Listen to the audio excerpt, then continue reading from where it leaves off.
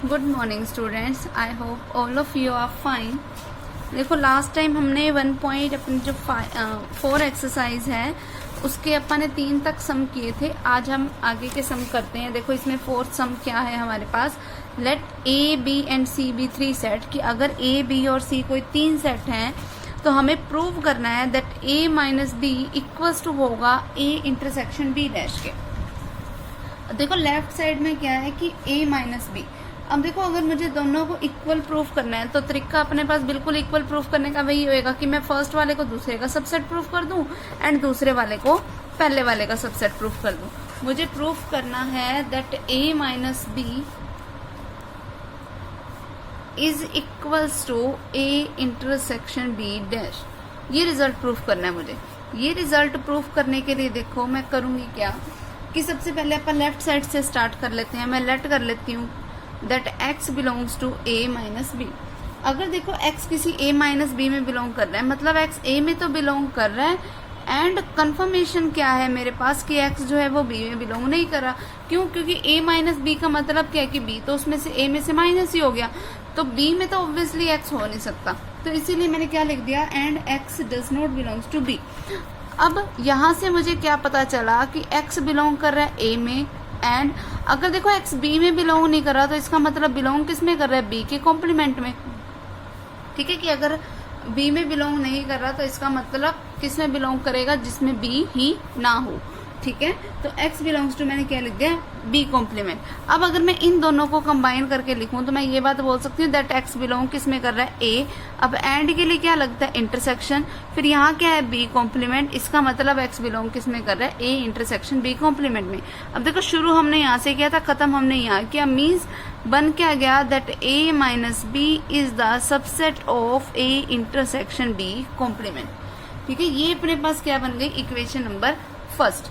अब लेट कर लो कोई एक एलिमेंट x बिलोंग कर रहा है किसी a इंटरसेक्शन b कॉम्प्लीमेंट में, मतलब कि x बिलोंग कर रहा है a में एंड x बिलोंग किस में कर रहा है, b कॉम्प्लीमेंट में। मतलब क्या हुआ कि x बिलोंग कर रहा है a में and x does not belongs to b। देखो अगर x b के कॉम्प्लीमेंट में बिलोंग कर रहा है तो इसका मतलब b में बिलोंग नहीं कर रहा। अब इन दोनों को देखो कंबाइन करके मैं लिखूं कि मतलब x a में तो बिलोंग कर रहा है b में नहीं कर रहा, मतलब x बिलोंग किस में कर रहा है, a माइनस b में, मतलब जिसमें b ही ना हो। अब देखो शुरू हमने यहाँ से किया, खत्म हमने यहाँ किया। मैं बोल क्या सकती हूँ that a intersection b complement is the subset of a minus b, equation number second. From first and second equation देखो एक को मैंने दूसरे का सबसेट प्रूफ कर दिया, दूसरे को पहले का सबसेट प्रूफ कर दिया। मैं ये बात बोल सकती हूँ that a intersection b complement is equals to a minus b, और यही अपने को प्रूफ करना था। आगे समझ। उसके बाद देखो नेक्स्ट क्या है हमारे पास कि हमें क्या रिजल्ट प्रूफ करना है।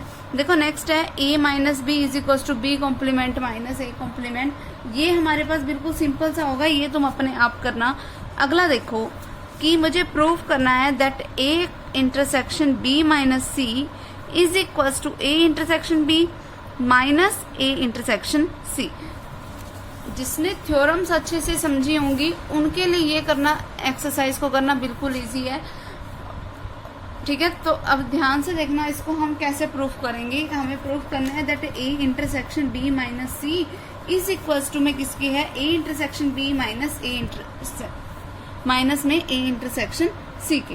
अब देखो दोनों को इक्वल प्रूफ करना है, तरीका वही है कि फर्स्ट वाले को दूसरे का सबसेट प्रूफ कर दो, दूसरे वाले को पहले का। मैं लेट कर लेती हूँ that x belongs to a intersection b minus c। क्या बन गया कि x किस में बिलोंग कर रहा है, a में, एंड x किस में बिलोंग कर रहा है, b माइनस c में। इंटरसेक्शन था तो मैंने एंड लगा दिया, मीन्स x बिलोंग कर रहा है a में एंड x बिलोंग किस में कर रहा है, b में, एंड x किस में बिलोंग नहीं कर रहा, c में, क्योंकि माइनस हो रहा है इसीलिए मैंने इसको खोल के लिख दिया। ठीक है, अब यहाँ से देखो मेरे पास क्या बात पता चली मुझे कि x बिलोंग कर रहा है a में और x बिलोंग किस में कर रहा है, c में। इकट्ठा करके लिख दूं, कोई दिक्कत नहीं है हमारे पास। फिर इसी चीज को मैं इसके साथ भी लिख सकती हूँ एंड लगा के, क्योंकि यहाँ एंड था। तो मैं क्या लिख सकती हूँ दैट x बिलोंग कर रहा है a में एंड x किस में बिलोंग नहीं कर रहा, c में। ठीक है, अब यहाँ से क्या बना कि x बिलोंग किस में कर गया, a इंटरसेक्शन b में, and x does not belongs to क्या आ गया ए इंटरसेक्शन सी। यहाँ डज नॉट बिलोंग क्यों लिखा, क्योंकि एक्स ए में तो बिलोंग कर रहा था, सी में नहीं कर रहा था, तो इसमें कुछ भी कॉमन सा नहीं बना, तो मैंने क्या लिख दिया, at X does not belongs to A intersection C. तो दोनों को अगर मैं कंबाइन करके लिखूं तो बना क्या मेरे पास कि एक्स बिलोंग कर रहा है ए इंटरसेक्शन बी में, बट बिलोंग किस में नहीं कर रहा, ए इंटरसेक्शन सी में, तो इसको क्या कर दो माइनस। ठीक है, अब देखो शुरू हमने यहाँ से किया था, खत्म हमने यहाँ किया, मीन्स मैं ये बोल सकती हूँ that A intersection B minus C is equal to A intersection B minus A intersection C. आगे समझ। फिर इसको बोल दिया मैंने इक्वेशन नंबर फर्स्ट। अब मैं इसको इसका सबसेट प्रूफ करती हूँ। तो मैंने लेट कर लिया कि एक्स बिलोंग कर रहा है मेरे पास A intersection B minus A intersection C में। ठीक है, क्या बना यहाँ से कि एक्स बिलोंग कर रहा है ए इंटरसेक्शन सी बी में एंड एक्स बिलोंग नहीं कर रहा किस में, ए इंटरसेक्शन सी में। ठीक है, क्योंकि माइनस था इसीलिए मैंने ये बात लिखी। तो क्या बन गया यहाँ से कि एक्स बिलोंग कर रहा है ए में एंड एक्स बिलोंग किस में कर रहा है, बी में। जहां इंटरसेक्शन था वहां मैंने एंड लगा दिया। फिर यहाँ बीच में एंड चल रहा था, वो एंड लगाया मैंने। क्या लिखूंगी मैं यहाँ पे कि एक्स बिलोंग कर रहा है ए में एंड एक्स बिलोंग किस में नहीं कर रहा, सी में।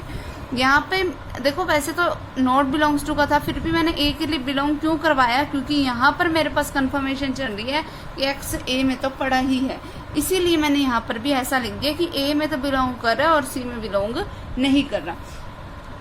अब दोनों में से कॉमन क्या आ रहा है कि एक्स बिलोंग कर रहा है ए में, एंड क्या हो गया हमारे पास रिजल्ट कि एक्स बी में तो बिलोंग कर रहा है and x does not belongs to C. क्या मतलब बना कि एक्स बिलोंग कर रहा है ए में एंड एक्स बिलोंग किस में कर रहा है, बी माइनस सी में। क्योंकि बी में कर रहा है सी में नहीं कर रहा है, इसीलिए मैंने क्या लिख दिया, बी माइनस सी। अब एंड है तो मैं इसकी जगह इंटरसेक्शन यूज कर सकती हूँ, मीन्स एक्स बिलोंग किस में कर रहा है, ए इंटरसेक्शन बी माइनस सी में। अब देखो शुरू हमने यहाँ से किया था, खत्म यहाँ कर रहे हैं, means A intersection B minus A intersection C is the subset of A intersection B minus सी।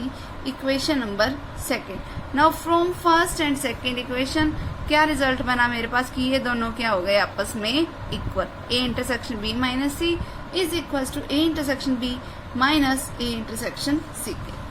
आगे समझ। ठीक है, ये हमें प्रूफ करना था। सेम इसी तरीके से हम बाकी के भी पार्ट्स को करेंगे, बस बाकी वालों में क्या है कि वहां पे क्या लगा हुआ है, यूनियन लगा हुआ है और कोई भी कुछ खास फर्क नहीं है। ठीक, अब अगला देखो फिफ्थ सम।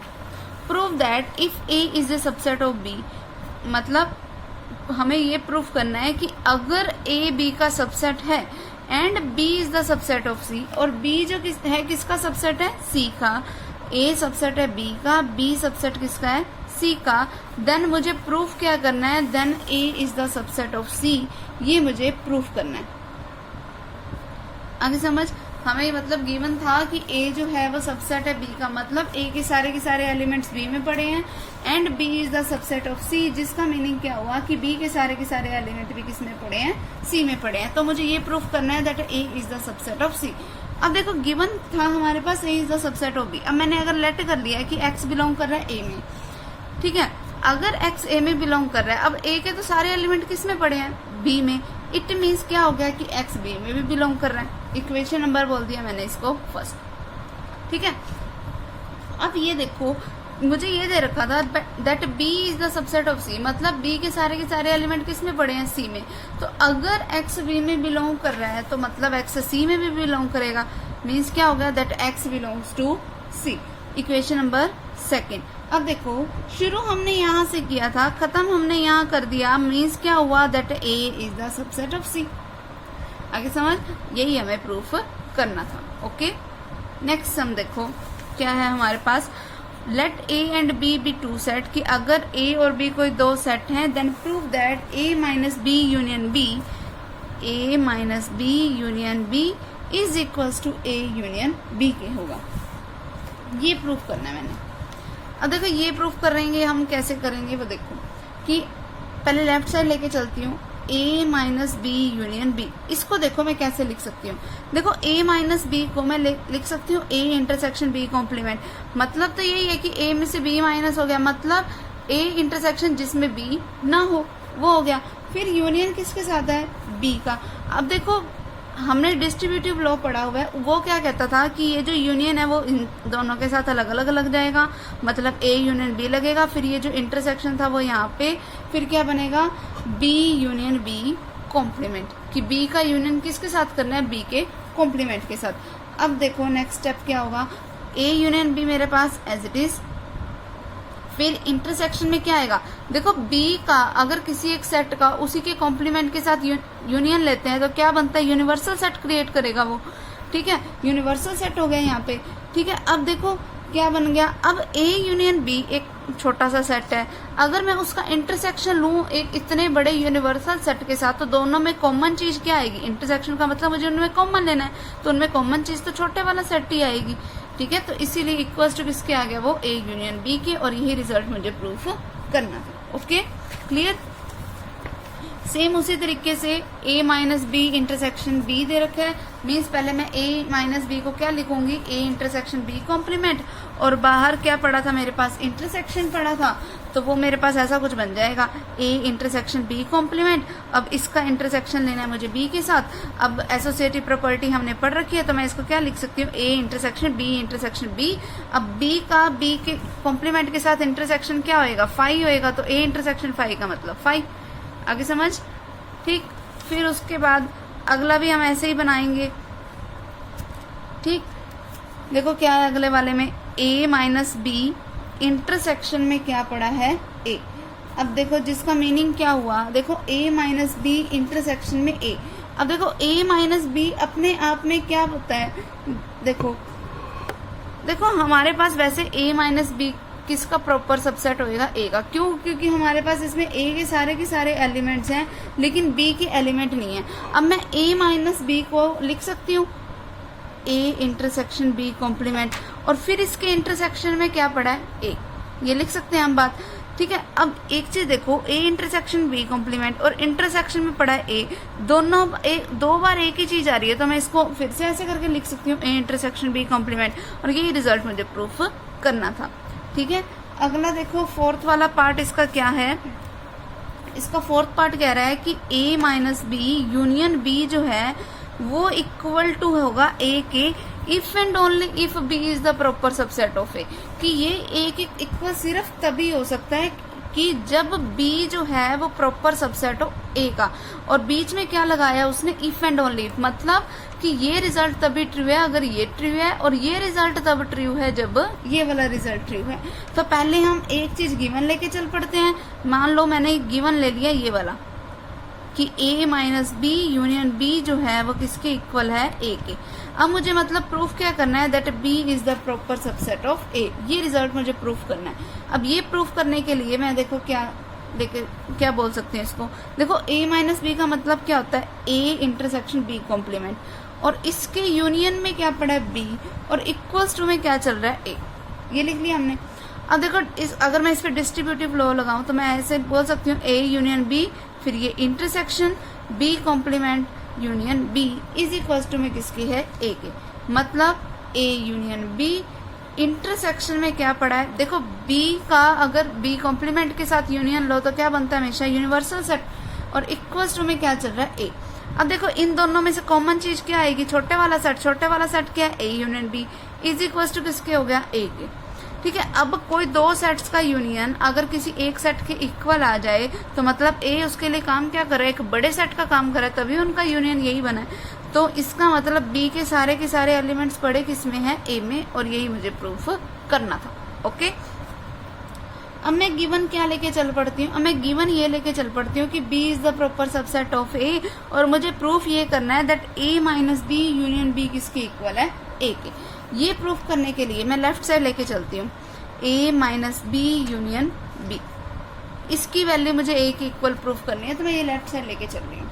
अब देखो a minus B union b का मतलब क्या हुआ, a intersection b complement, union में क्या पड़ा है, b, ठीक। अब मैं डिस्ट्रीब्यूटिव लॉ यूज करूं तो a union b intersection b complement union में b, मतलब क्या बना इसका, a यूनियन b इंटरसेक्शन में यूनिवर्सल सेट, क्योंकि b एक सेट का उसी के कॉम्प्लीमेंट के साथ यूनियन क्या बनाता है हमेशा, यूनिवर्सल सेट। अब इन दोनों में कॉमन चीज क्या है, a यूनियन b, ठीक है। अब देखो हमें गिवन क्या था that B is the proper subset of A, मतलब बी के सारे एलिमेंट्स ए में पड़े हैं, तो मतलब ए बड़े सेट का काम कर रहा है, तो ए यूनियन बी करके बनेगा क्या, मेरे पास ए ही बनेगा। ठीक है, अब देखो मुझे यही तो रिजल्ट प्रूफ करना था that A minus B union B किसके इक्वल आए, ए के, और ये हमने प्रूफ कर दिया। मतलब फर्स्ट रिजल्ट तभी ट्रू है जब सेकंड ट्रू है, एंड सेकंड रिजल्ट सिर्फ तभी ट्रू है जब फर्स्ट वाला रिजल्ट ट्रू है। Okay clear. उसके बाद देखो next, for any two sets A and B, कि अगर हमारे पास कोई दो सेट हैं ए और बी टाइप के, और मेरे पास प्रूव करना है मुझे क्या, कि power set of A union power set of B is the proper subset of power set of A union B, ये मुझे प्रूफ करना है। ठीक है, अगर मुझे इसको प्रॉपर सबसेट प्रूफ करना है तो मैं शुरू यहाँ से कर दूंगी, मतलब मुझे खत्म सम को यहाँ पर करना है। अब देखो ये करने के लिए मैं करूंगी क्या, वो देखो कि मैंने लेट कर लिया कि पहले कोई एक एलिमेंट है एक्स टाइप का, ठीक है, जो बिलोंग कर रहा है किस में, power set of A union power set of B में। ठीक है, अगर x बिलोंग कर रहा है power set of A union power set of B में, तो यूनियन की जगह पे मैं और लगा सकती हूँ, मीन्स x बिलोंग कर रहा है पावर सेट ऑफ ए और पावर सेट ऑफ बी में, कि या तो x इसमें है या फिर इसमें है। देखो इसका मतलब क्या हुआ कि x is the proper subset of A, क्यों, क्योंकि पावर सेट का मतलब क्या है कि किसी एक सेट के सारे एलिमेंट्स इसमें, जब हम उनके सबसेट्स का सबका कलेक्शन ले लेते हैं, मतलब x is the proper subset of A और x is the proper subset of b। मतलब क्या हुआ, अब और को खोल दो, मतलब x is the proper subset of a union b। अगर x प्रॉपर सबसेट है a यूनियन b का, मतलब x बिलोंग किस में करेगा, power set of a union b में। ठीक है, अब देखो शुरू हमने यहाँ से किया था, खत्म हमने यहाँ किया, means power set of A union power set of B is the proper subset of power set of A union B. यही हमें रिजल्ट प्रूफ करना था। ठीक है, अब इसी का सेकंड पार्ट देखो क्या बोला। सेकंड पार्ट बोला है that power set of A union B is not necessarily a subset of power set of A union B. अब देखो मुझे ये प्रूफ करना है कि power set of A union B जो है वो इसका जरूरी नहीं है कि वो सबसेट हो इसका, मतलब कुछ केसेस में हो सकता है कि वो उसका सबसेट बन जाए, पर ऐसे कुछ केसेस भी एग्जिस्ट कर सकते हैं जो वो उसका सबसेट ना बने, ये जरूरी नहीं है रिजल्ट। अब देखो ये रिजल्ट प्रूफ करने के लिए मैंने अपनी तरफ से कोई एक एग्जांपल चूज कर दिया, मैंने लेट कर लिया कि कोई एक ए सेट है जिसमें हमारे पास एलिमेंट है ए, कोई बी सेट है जिसमें हमारे पास एलिमेंट है बी, तो ए यूनियन बी क्या बनेगा, दोनों का यूनियन लो, क्या आएगा यहाँ पे ए बी। फिर पावर सेट ऑफ ए का मतलब क्या है, 5 ए, ये बन गया पावर सेट ऑफ ए, क्योंकि पावर सेट में एक 5 तो आएगा ही और इसके एलिमेंट्स हम ऐसे लिख देंगे। पावर सेट ऑफ बी का मतलब क्या आएगा, 5 और फिर यहाँ पर बी, ये हो गया। Now power set of A union power set of B करो। अब इन दोनों का अगर मैं यूनियन लूँ तो क्या बनेगा, 5 फिर ए और फिर बी, ये हो गया। फिर अब देखो पावर सेट ऑफ, अगर मैं ए यूनियन बी निकालूं वो क्या बनेगा, देखो ए यूनियन बी का पावर सेट एक तो बनेगा 5, फिर एक बनेगा हमारे पास ए, एक बनेगा हमारे पास बी, और एक क्या बन गया ए बी, ये बन गया power set of A union B. अब देखो मुझे ये बोलना था कि क्या ये वाला सेट इसका सबसेट है, देखो इसमें तो बल्कि एक्स्ट्रा एलिमेंट पड़े हैं और इसमें तो कम एलिमेंट्स हैं, तो मतलब power set of A union B is not the proper subset of power set of A union power set of B. ये हमने प्रूफ कर दिया। ओके क्लियर, क्योंकि इसके सारे के सारे एलिमेंट्स इसमें नहीं पड़े थे बल्कि इसमें एक एक्स्ट्रा एलिमेंट भी था, तो इसीलिए इसका सबसेट नहीं है। अब देखो last sum of this exercise, if A B and C be 3 sets, की अगर ए बी सी कोई 3 सेट हैं such that A union B is equal to A union C की है। ठीक है, एंड एक और चीज गिवन है कि A intersection B is equal to A intersection C. ठीक है, फिर अब मुझे प्रूफ क्या करना है वो देखो, अब मुझे ये प्रूफ करना है show that b is equal to c। अब देखो मुझे ये प्रूफ करना है कि जो b है वो किसके इक्वल हो, c के। ठीक है, अगर देखो b c के इक्वल मुझे प्रूफ करना है, b को किसके इक्वल प्रूफ करना है, c के। अब देखो वो मैं करूंगी कैसे, पहली चीज एक चीज देखो कि अगर कोई दो सेट हैं ए और बी टाइप के, मैंने लेट कर लिया कि कोई एक ए सेट है जिसमें हमारे पास एलिमेंट्स हैं 1 2, कोई बी सेट है जिसमें हमारे पास एलिमेंट्स हैं 3 4, ठीक है। तो ए यूनियन बी क्या बनेगा हमारे पास 1 2 3 4, ठीक है। अब ए यूनियन बी मुझे किसके इक्वल दे रखा है, ए यूनियन सी के, यानी कि ए यूनियन सी में भी यही एलिमेंट्स आएंगे, क्लियर। फिर ए इंटरसेक्शन बी मुझे इक्वल्स टू दे रखा है किसके, ए इंटरसेक्शन सी के। अब अगर मैं ए इंटरसेक्शन बी निकाल लूं तो वो मेरे पास क्या आएगा, इनका इंटरसेक्शन 5। अब वही मुझे इक्वल टू किसके दे रखा है, ए इंटरसेक्शन सी के, मतलब उसमें कुछ भी कॉमन नहीं है। अब देखो ध्यान से कि अब ये रिजल्ट तो सिर्फ और सिर्फ तभी वैलिड हो सकता है, देखो ए के एलिमेंट्स तो सारे के सारे सेम है। अब ये this result is possible only when जब बी किसके इक्वल हो, सी के। कि ये रिजल्ट सिर्फ और सिर्फ तभी पॉसिबल है जब बी किसके इक्वल हो, सी के, अदरवाइज ये रिजल्ट ही पॉसिबल नहीं होगा, ठीक है। अगर मैं इसको थ्योरेटिकली प्रूफ करना चाहूँ तो मैं लेट ऐसे कर सकती हूँ, let X belongs to A union B, ठीक है, कि अगर एक्स बिलोंग कर रहा है ए यूनियन बी में, ठीक है। अब क्योंकि A union B equal to किसके दे रखा है, ए यूनियन सी के, इसका मतलब एक्स बिलोंग भी किस में कर गया, ए यूनियन सी में। तो इसका मतलब कि उनके यूनियन में बिलोंग कर रहा है, ठीक है। अब अगर मान लो, अब देखो A union B equal to दे रखा था मुझे ए यूनियन सी में, एक्स इसमें इनके यूनियन में भी है और इनके यूनियन में भी है, तो दोनों में कॉमन बात तो यही है कि एक्स बी में तो ए में तो बिलोंग कर रहा है, ठीक है। फिर या तो दिक्कत क्या है कि या तो बी में बिलोंग कर रहा है या सी में बिलोंग कर रहा है, देखो दोनों में कॉमन चीज ये थी ए वाली, ठीक है। अब बी और सी दोनों हमारे पास कैसे, सिर्फ तभी एक्स इसमें बिलोंग कर सकता है जब बी और सी इक्वल में पड़े हो, ठीक है। तो बस अब हम सीधा एक लाइन ये लिख सकते हैं that this result is possible only when B is equals to C. वैसे तो ये मैथमेटिकल प्रूफ करके बता दोगे बहुत है, ये वाला चाहे ना करना, बस ये सिंपली करके बता दो कि कोई एक ए सेट ले लिया, कोई बी सेट ले लिया, क्योंकि ये दोनों आपस में इक्वल दे रखे थे तो मैंने इसको इससे रिप्लेस कर दिया, ठीक है। क्योंकि अगर इनके यूनियंस को अगर मैं अलग निकालूं तो सिर्फ यही बनता है, ठीक है। क्यों, क्योंकि इनमें कुछ इंटरसेक्शन में इनका जो इंटरसेक्शन था वो भी क्या बन रहा था, 5 बन रहा था।